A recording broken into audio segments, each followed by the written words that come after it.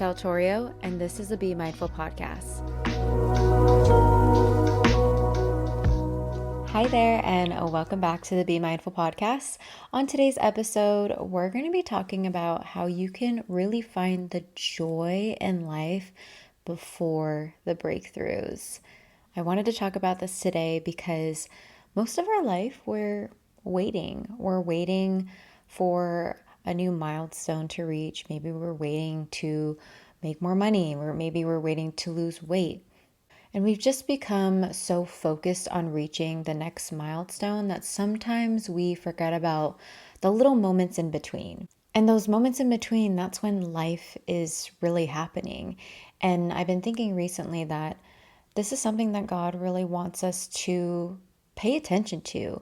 Pay attention to you being in the process in between you reaching a new breakthrough or a new milestone. Now, before we get into the episode, I want to welcome you if you're new to the episode. If you were into mindset, manifestation, talking about faith, growth, transformation, any of those topics, then go ahead and like and subscribe for more. And as always, leave a comment if there's any topics you want me to discuss. Let's get right into the episode. One of the things that I have noticed is that our culture tends to focus on the next thing. Like the moment you reach a milestone, a breakthrough, an accomplishment, it's like, okay, what's next? What can we do better? What is bigger than this? How can we get faster? How can we improve? How can we be more productive? How can we make more money? If you're always chasing the next season, then you're not really living life. Like you're not being here. The reason why we can sometimes feel so stuck in the process of reaching another milestone is because our brain only notices like big changes, right? Like if you end up moving, like I moved to this new environment, this new home over a year ago. And familiar things to your brain start to become, in a way, normal and invisible and just like the ordinary. This is your new normal. So what happens is that the moment your brain becomes more familiar with it, it starts to no longer feel exciting.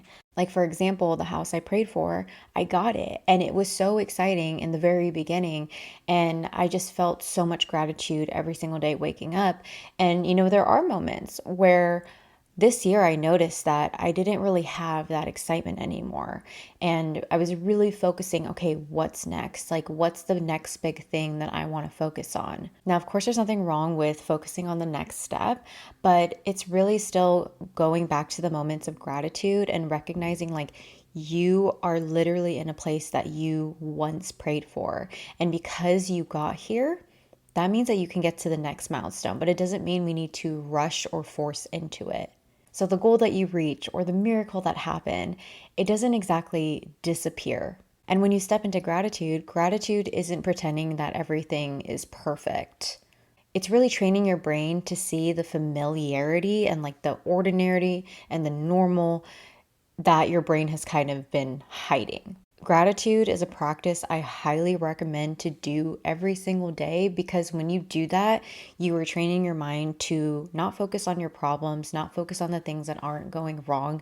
You're focusing on everything that you can really be grateful for. And I like to do it specifically on things that I worked so hard towards and reminding myself like, okay, I got here, so that means I can do even more. I can go bigger. I can literally create a life that I can't even dream of because God has bigger plans than me. And sometimes when we're working towards something, it could just feel like such a long process, and it can feel like we're not going anywhere, like we're not moving forward. And sometimes it can feel like, okay, like, God, where are you at?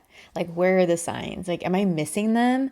Or if you don't believe in God, maybe universe, light source, energy, whatever you believe in, like it could feel like, am I doing this alone? Like, why doesn't it feel like things aren't pulling the needle? Like, why are things not looking like they're moving forward? We have to remember that God, the universe, whatever you believe in, He doesn't meet us at just like the breakthroughs and the milestones that we reach. He also meets us in the ordinary, the times like this where we are responsible to focus on what we have now while staying ambitious.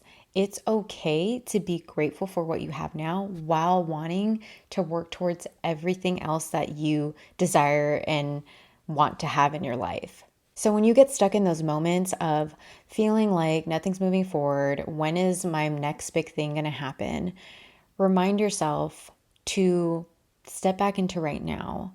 And maybe God is just reminding you to remember the blessings that you have in this moment. So, what I really want you to take away from this episode is really encouraging you to romanticize your life. Like, romanticizing your life doesn't mean everything is perfect. It's really being able to acknowledge the beauty of the small moments of life.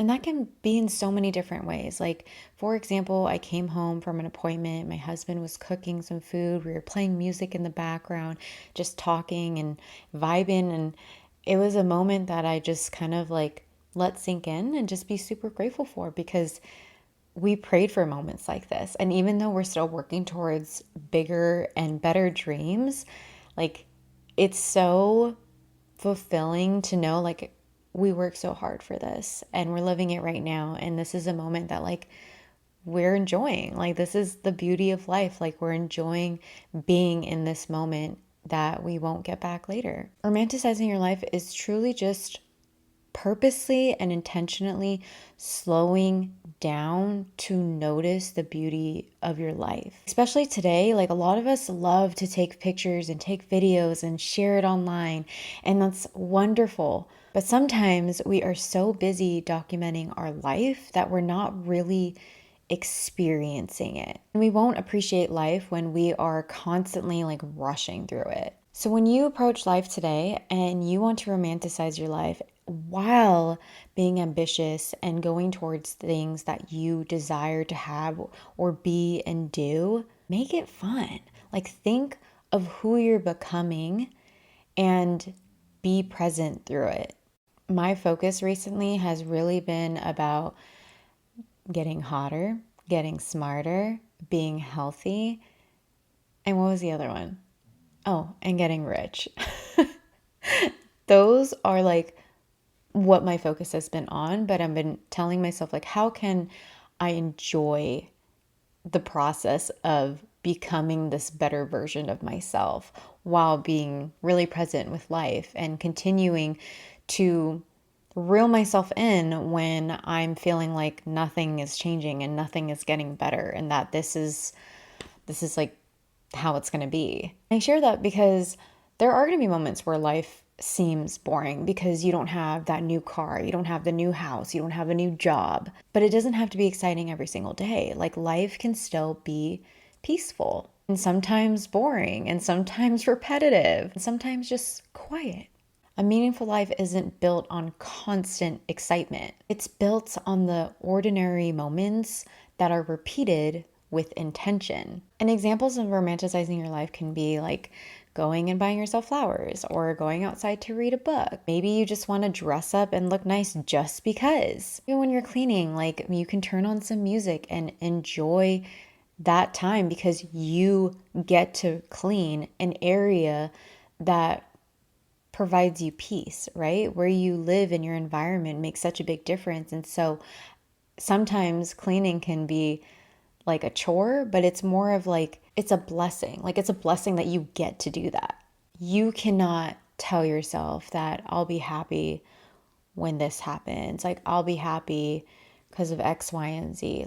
Trust me, you won't be if you don't work on the inner work, if you can't be grateful for right now. Romanticizing your life is doing more of the things that give you joy. Like, if you've been thinking of doing something because maybe you used to do it more when you were a kid and it's something that you want to start up again, do that.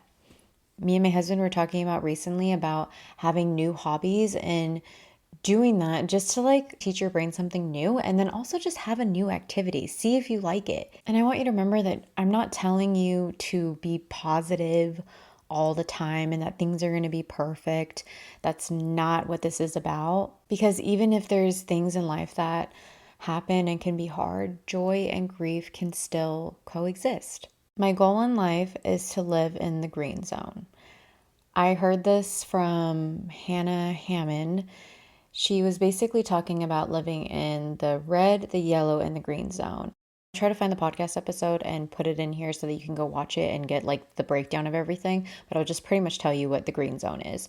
The green zone is pretty much choosing to, like in simple terms, not worry about the things that don't matter and just focus on what's important to you and like your values. And living in the green zone is you also choosing to respond than reacting. When we choose to live in the green zone for most of our life and really just focus on things that give us joy and make us happy, like we make our lives so much easier.